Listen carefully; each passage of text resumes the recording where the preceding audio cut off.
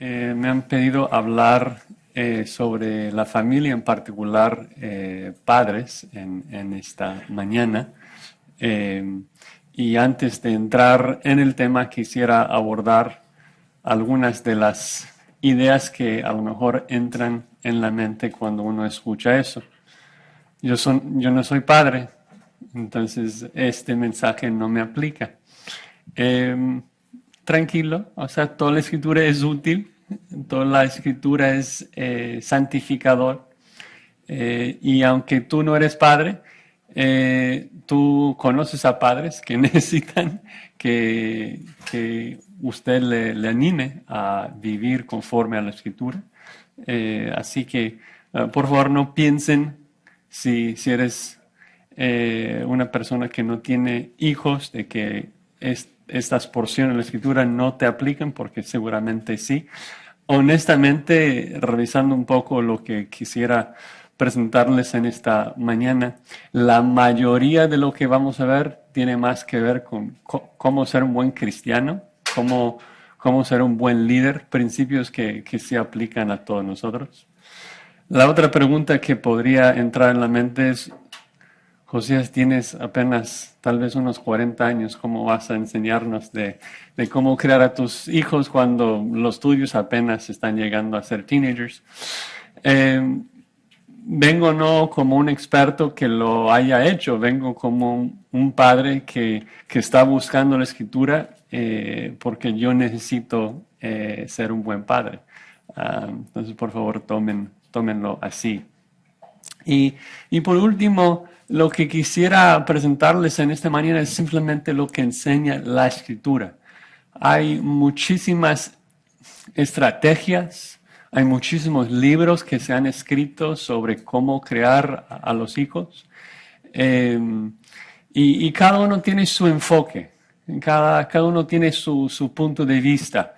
No quiero mencionar el nombre de títulos, pero como cómo vivir el evangelio frente a tus hijos o cómo pastorear a tus hijos. Y hay muchos enfoques diferentes y en un sentido, cada uno de esos enfoques no ayuda porque están aplicando una lente particular sobre la escritura en vez de dar exactamente el consejo completo. Y les doy un ejemplo.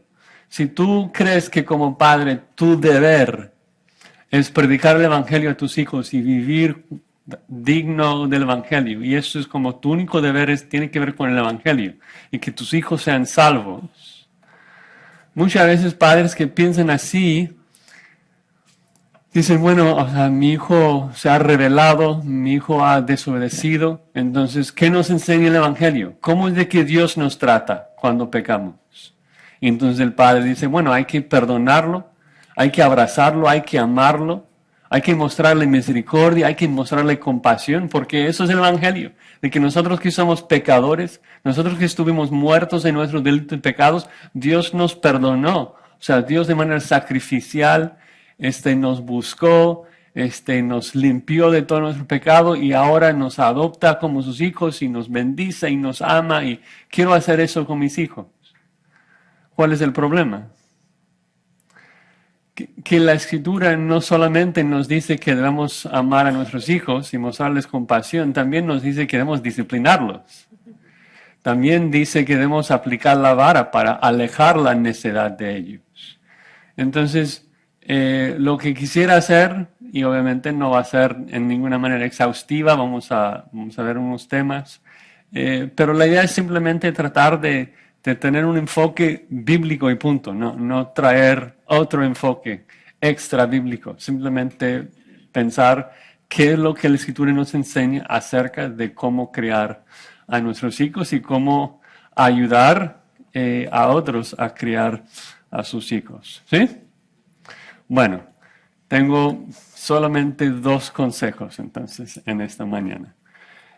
Primer consejo es de que el mejor padre es el que mejor obedece la Biblia.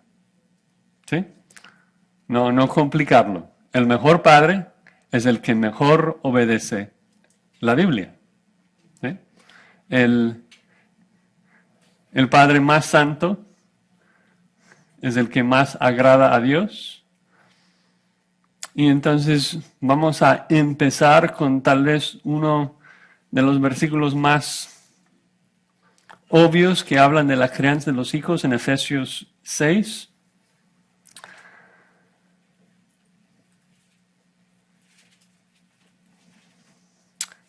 Efesios 6, 4, la verdad es que la instrucción que el Señor nos da acerca de la crianza de los hijos no es complicado. Dice ahí en Efesios 6, 4, y vosotros padres no provoquéis a ira a vuestros hijos, sino criadlos en disciplina y amonestación del Señor. Y quisiera dividir ese versículo en 3 partes y luego ver esas 3 instrucciones a la luz de lo que la Escritura nos dice. Las 3 partes, primero, es de que el mejor padre entonces es el que mejor anima a sus hijos. Existe una instrucción constante a lo largo de toda la Escritura, pero en particular en el Nuevo Testamento, de que el padre no debe provocar a ira a su hijo, el padre no debe exasperar a su hijo. Y lo opuesto a exasperar es animar, ¿sí? Entonces, si vamos a crearlos de manera bíblica, necesitamos animarlos. La palabra allí, criar, significa llevar a la madurez, ¿no? Entonces, mientras estamos ayudando a nuestros hijos a crecer y llegar a una madurez, tanto física como espiritual, debemos hacerlo de manera que no los provoque a ira, que no les frustre, ¿no? Y hay tantas maneras, no vamos a entrar en muchos ejemplos prácticos hoy, pero hay tantas maneras en que un padre puede exasperar o provocar a ira a sus hijos. Muchas veces ves a padres castigando a sus hijos por ser niños, ¿no? Y esto es muy exasperante.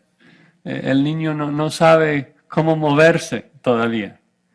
Y lo hacemos peor en que los disciplinamos y les castigamos, no por una rebelión, sino porque todavía no han llegado a madurez. Y eso es nuestro trabajo, es ayudarlos a llegar a esto. Otro ejemplo de que ves que muchos padres están sofocando a sus hijos con legalismo. Hay tantas leyes en las casas de algunos padres que el hijo realmente no puede moverse. O sea, cada cosa que hace, cada vez que abre su boca, está desobedeciendo a sus padres y es muy frustrante. Entonces tenemos que pensar en eso y tratar de animarlos, disfrutarlos, no frustrarlos, ¿no? Es interesante, ¿no? De que cada vez en el Nuevo Testamento que un autor bíblico se dirige a los padres, de que esta instrucción se repite, de no provocarlos a ira, de no exasperarlos. De hecho, en Colosenses es la única instrucción que Pablo da a los creyentes. Vean ahí, Colosenses, ahí en la segunda mitad, en el 3:21. O sea, ponte que eres un creyente que vives en Colosas y vas a recibir una carta. En ese momento tal vez es la única porción del Nuevo Testamento que tienes. O sea, cuando llega la carta, ¿no? Algunos otros libros habían sido escritos, pero no tenían fotocopiadoras. Entonces no todas las iglesias tenían todas las cartas todavía cuando Pablo escribe esta carta de Colosenses.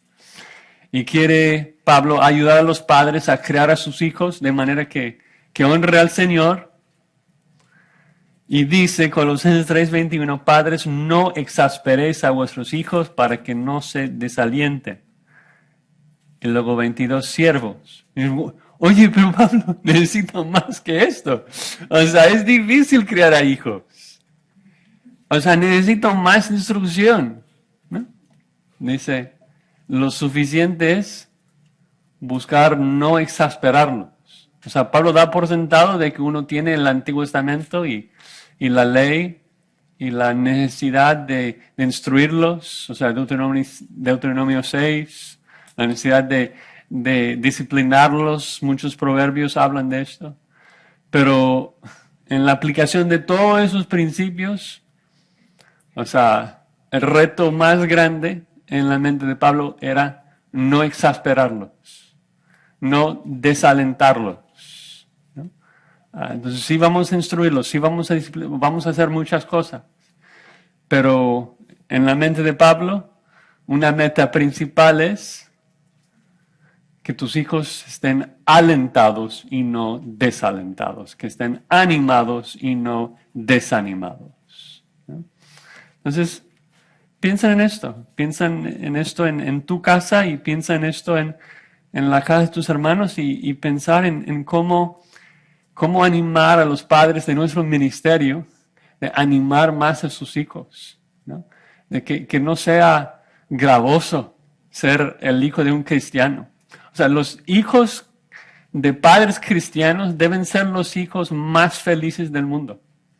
Deben ser los hijos, o sea, más bien portados y más felices. O sea, hay más gozo en una casa gobernada según los estándares bíblicos que en cualquier otra casa, ¿no?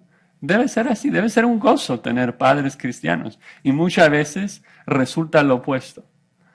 De que, o sea, el mundo ve a un hijo cristiano es muy pobrecito, sus padres son muy duros, sus padres, ha de ser muy difícil vivir en esa casa porque son cristianos. No, ha de ser una alegría vivir en esa casa porque son cristianos, porque han sido perdonados, porque tienen la escritura, que es luz para nuestro camino, que es gozo, que es más dulce que la miel. Entonces, el mejor padre es el que mejor anima a sus hijos. Segunda parte del versículo Efesios 6:4 dice, no provoquéis a ira a vuestros hijos, sino criarlos en disciplina y amonestación. Entonces la primera palabra ahí es disciplina. Entonces puse la segunda parte, el mejor padre es el que mejor aleja la necedad de sus hijos. Porque es una frase que se repite varias veces en el libro de Proverbios. De que mi rol como padre es alejar la necedad, alejar el pecado de mis hijos. Y para eso necesitamos una antropología bíblica. Mis hijos nacen ¿cómo? Espiritualmente muertos. Mis hijos no nacen buenos. Mis hijos nacen pecadores, ¿sí? Entonces mi rol como padre es alejar el pecado de su conducta, alejar el pecado de sus vidas. Cuando se rebelan, entonces, tiene que haber consecuencias. Cuando ellos disfrutan su pecado, tiene que doler para que aprendan a no seguir en el pecado. Hay muchísimos versículos que hablan de eso, de la necesidad de disciplina. Tal vez unos pasajes más conocidos que hablan de la disciplina es Hebreos 12, en donde Dios dice que Dios al que ama, disciplina y azota a todos los que tiene por hijos. Y luego hace la pregunta retórica, ¿qué hijo no ha sido disciplinado a su padre? Si uno no recibe disciplina, no es hijo ilegítimo. Reina Valera, es bastardo. O sea, porque Pablo da por sentado que como lo mínimo que un padre va a hacer es aplicar disciplina en su casa, que va a disciplinar a sus hijos. Y lo interesante es de que luego también en Hebreos 12, cuando está hablando precisamente de la disciplina, dice que no parece causa de gozo. Y ahí es donde saco la idea de que la disciplina siempre duele. Si no duele, no es disciplina, ¿no? Dice ahí en el versículo 11, Hebreos 12:11, es verdad que ninguna disciplina al presente parece ser causa de gozo, sino de tristeza. Pero después da fruto apacible de justicia a los que en ella han sido ejercitados. Entonces, el punto es de que cuando uno recibe disciplina, duele. Si no duele, no es disciplina. Hay ciertos padres que dicen que disciplinan a sus hijos, pero el hijo no llora. Les digo, entonces no es disciplina. O sea, si no duele, puede ser corrección, tal vez, pero bíblicamente hablando no es disciplina. Disciplina duele.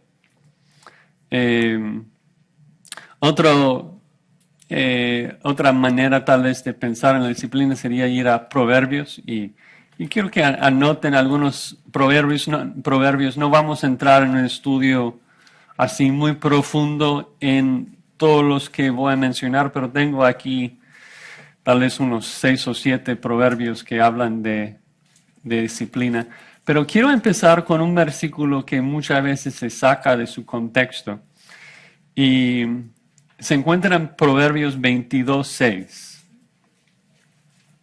Proverbios 22:6.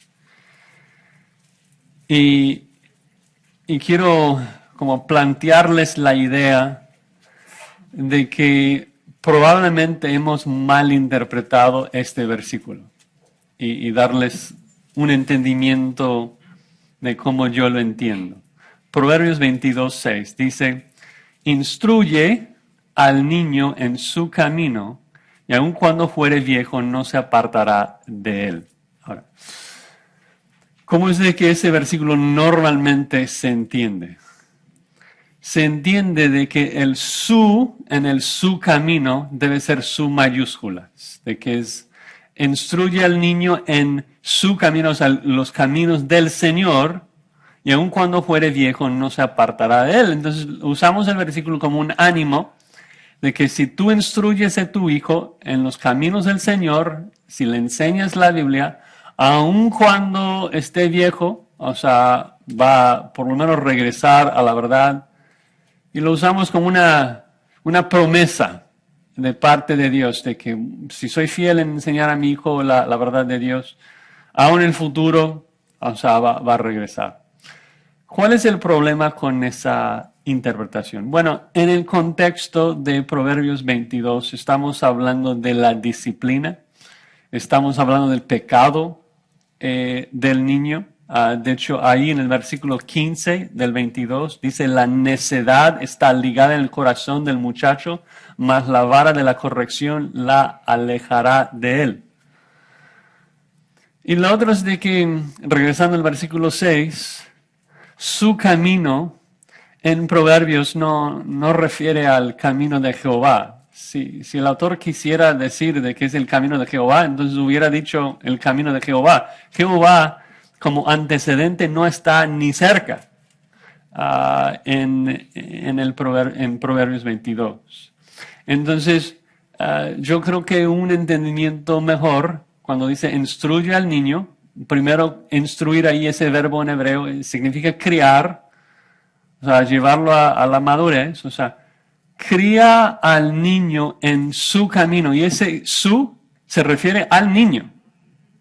Instruye a tu niño en su propio camino y aun cuando fuere viejo no se apartará de él. Es decir, si tú permites que tu hijo siga con su necedad porque nace necio, nace pecador, y si tú le permites seguir ese camino y esperas que luego, después vas a poder convencerle, olvídalo.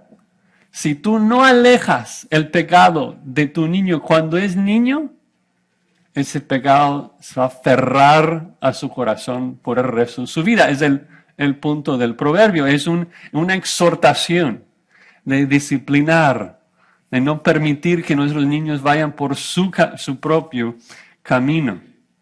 Y muchos otros versículos. Ya vimos 22:15, que creo que es muy clave. Porque a veces como padres vemos a nuestros hijos y sí, son hermosos, son lindos y y nos olvidamos de que tenemos un deber de ayudarlos a no pecar, ¿no? Tengo que ser proactivo, ¿no? En alejar la necedad de ellos. Y eso no es falta de amor, es amor.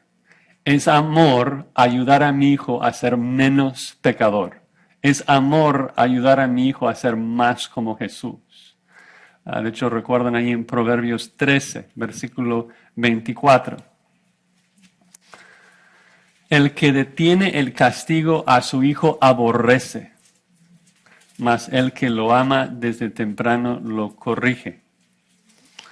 Es decir, a través de Hebreos 12, Dios al que ama disciplina.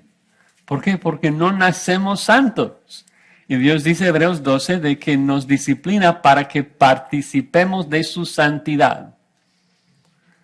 Y eso es lo que nos conviene, ¿no? Y para enfatizar nuevamente de que la disciplina duele, vayan a Proverbios 23, versículo 13.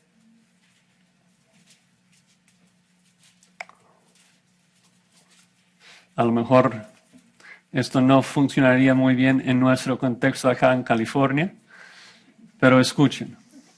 No rehuses corregir al muchacho, porque si lo castigas con vara no morirá. Lo castigarás con vara y librarás su alma de Seol. Ahora, para aclarar, no quiero que vayan a la cárcel. O sea, nosotros debemos ser sabios en cómo disciplinamos a nuestros hijos, no dejar marcas, no disciplinar con enojo. Hay que ser sabio en cómo lo hacemos.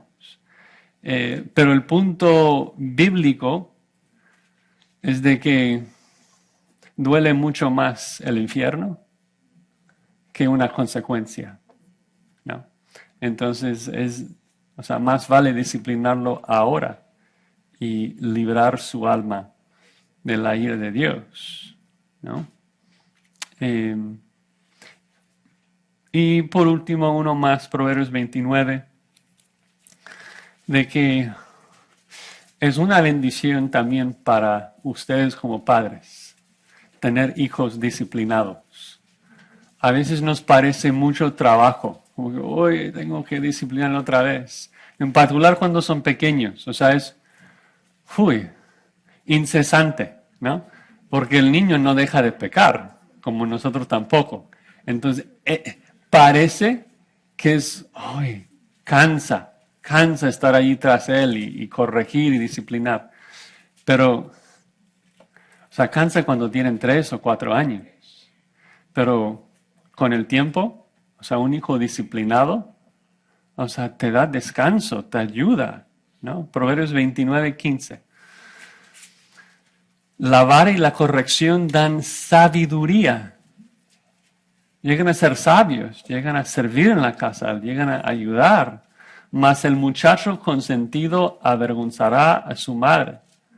Es lo que vemos en nuestra sociedad, ¿no? La vergüenza de los padres. O sea, sus hijos haciendo berrinches en el pasillo del supermercado y por todas partes. O sea, los niños mimados, o sea, es una plaga acá en Los Ángeles. Ustedes saben, yo nací en un hogar menonita. En la cultura menonita, cualquier padre, o sea, cualquier hombre en toda la congregación tiene el derecho de disciplinar a cualquier niño, ¿no? Entonces, si yo me portaba mal, o sea, en la iglesia, el tío, el hermano, quien sea, ¿no? Y uno tiene ganas de regresar a eso en el supermercado, ¿no? Porque alguien necesita aplicar una consecuencia ahí, porque da vergüenza. Da vergüenza.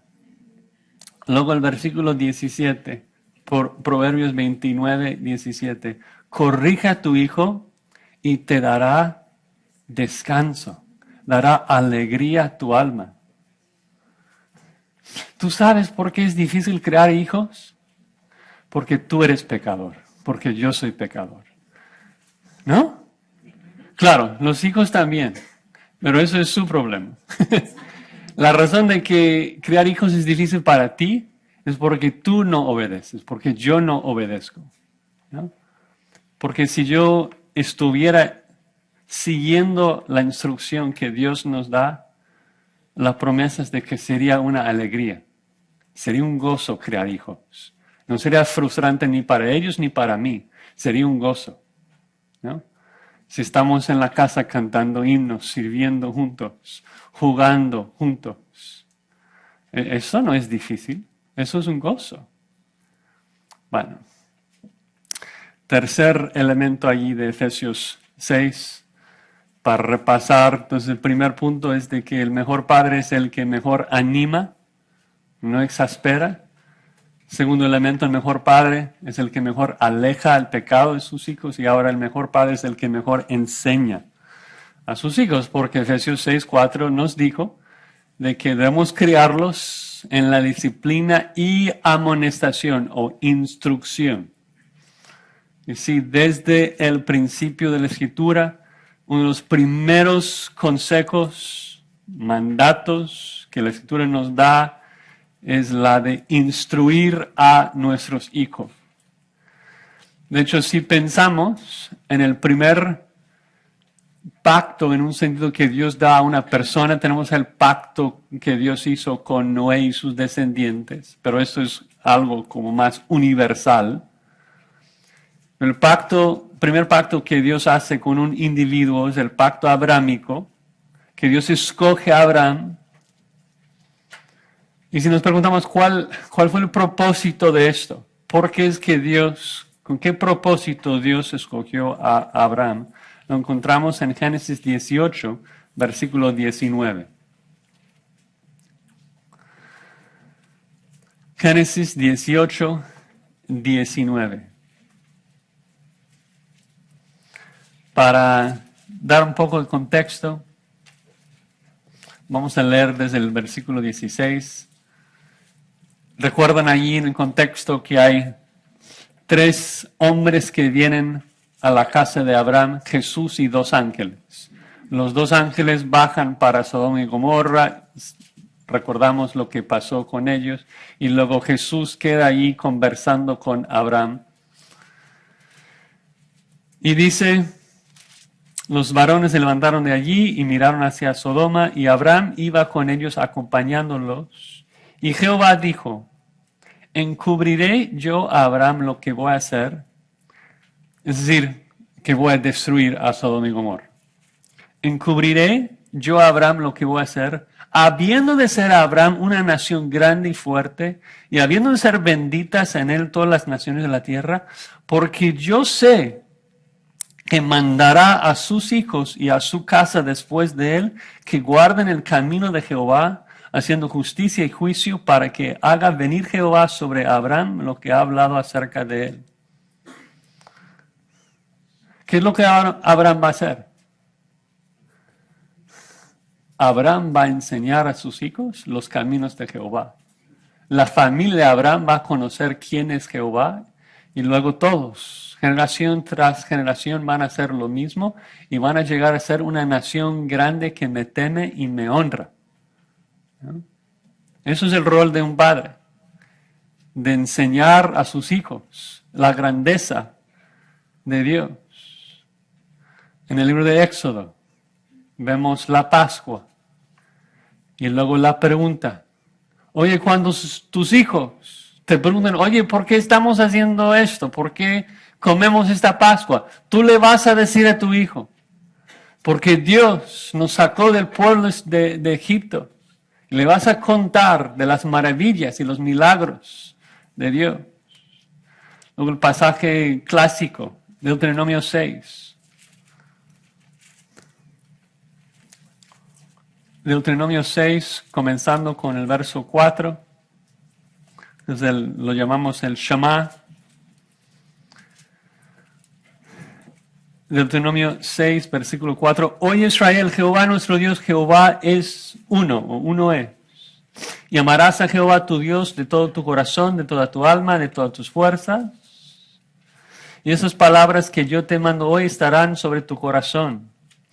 y las repetirás a tus hijos y hablarás de ellas estando en tu casa y andando por el camino y al acostarte y cuando te levantes, y las atarás como una señal en tu mano y estarán como frontales entre tus ojos, y las escribirás en los postes de tu casa y en tus puertas.